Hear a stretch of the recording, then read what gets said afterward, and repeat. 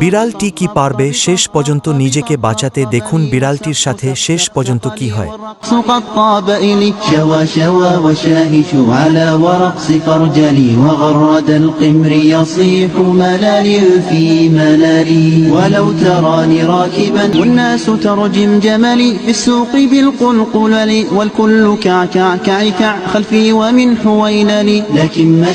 هاربا من خشية العقاقر إلى لقاء ملك معظم مبجل।